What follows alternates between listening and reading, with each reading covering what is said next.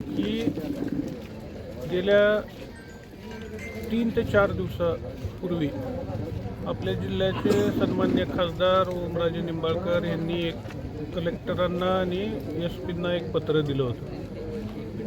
उमरगा नगरपालिकेच्या प्रचाराच्या अनुषंगाने, निवडणुकीच्या अनुषंगाने की प्रभाग 4 आणि 5 मध्ये दहशतीचं वातावरण निर्माण केलं जाते आणि इथं उमेदवार जे आहेत ते मी हसीना पारकर वगैरे आहे म्हणून असा प्रचार करत आहेत.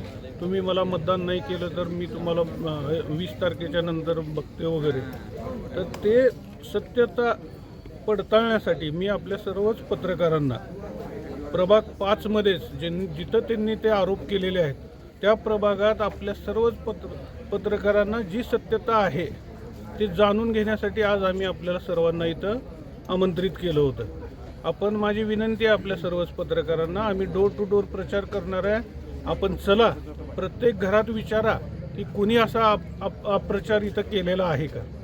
विनाकारण कुणीतरी ते खासदारांना इथून खोटी माहिती देते, त्याच्या आधारे ते पत्र देते कलेक्टरांना आणि एस.पींना.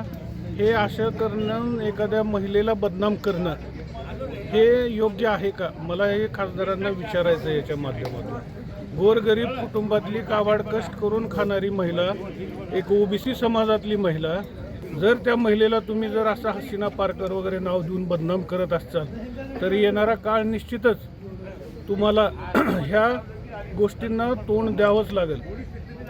कारण तुम्ही छातीठोकपणाने सांगता आणि पूर्ण जिल्ह्यात सांगता की मी 3.5 लाख मतांनी ह्या जनतेने मला निवडून दिले. जनतेने तुम्हाला असं कुणाला हसीना पारकर वगैरे एखाद्या सामान्य महिलेला नाव ठेवण्यासाठी निवडून दिलेलं नाही. जनतेचे प्रश्न मांडण्यासाठी दिल्लीला तुम्हाला पाठवलेलं आहे खासदार म्हणून. तर आमची एवढीच तुम्हाला तुमच्याकडनं अपेक्षा राहील की आपण जनतेचे प्रश्न मांडा.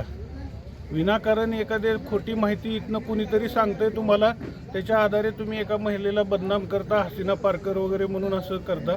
एखादं कुटुंब उद्ध्वस्त होईल ह्या अशा तुमच्या पत्रव्यवहाराने.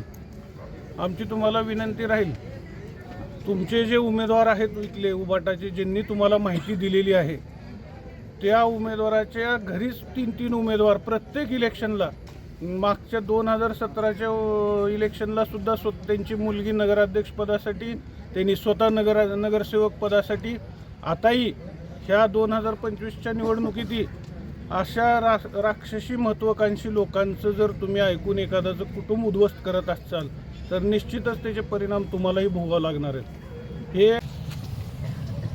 म्हणजे विनाकारण एखाद्या महिलेचं हॅरेसमेंट करायचं काम चालू आहे. आमची प्रचार यंत्रणा कसे असे हातगंडे वापरून कसं दबाव आणता येईल मामा, तुम्हाला कोण कधी आहे गेल्या 5-10 दिवसात कुणी धमकी दिले का? तुम्हाला कोण मी हसीना पारकर आहे मलाच मतदान करावं लागतं असं कोण म्हणले का?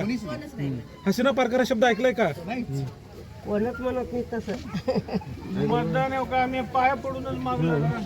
कोण दाब देऊन मतदान भेटत असते ते तसं त्या खासदारला सांगितलं इथल्या पुढच्या उमेदवारानं आणि त्यानं दिले कलेक्टरला एस.पीला पत्र आम्हाला बदनाम करण्यासाठी. म्हणून अजून एकदा तुम्हाला सगळ्याला विनंती करायला हवं, जे खरं आहे ते जगासमोर येऊ द्या.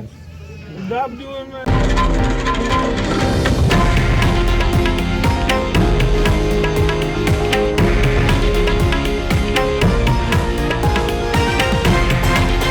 हे आहे देशातील नंबर 1 न्यूज नेटवर्क आणि आपण पाहत आहात TV9 मराठी, एकमेव.